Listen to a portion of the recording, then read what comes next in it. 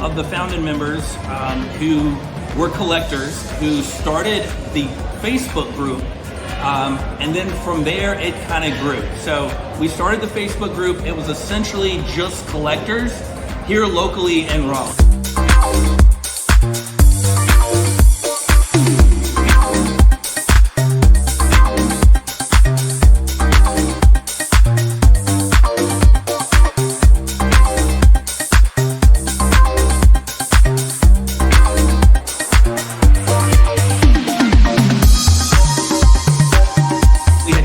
Really gained some momentum as far as doing events. We were doing events at Compass Rose in Raleigh and Alamo Draft House in downtown, and places like that. And what happened? Well, then COVID happened, so everything shut down. But the funny thing about what happened after that, though, or the interesting part, was COVID actually brought so many more gamers back into the community.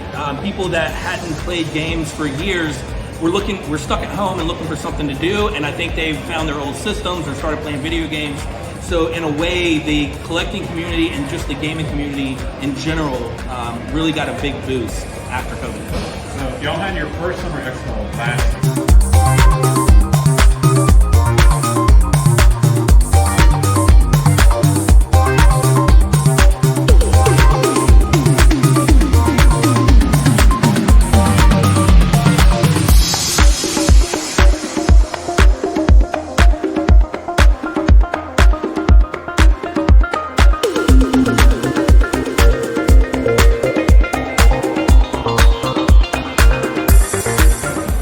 So some of the things that we have going for the Summer Expo is one, the vendor market. So we're gonna have 75 vendors.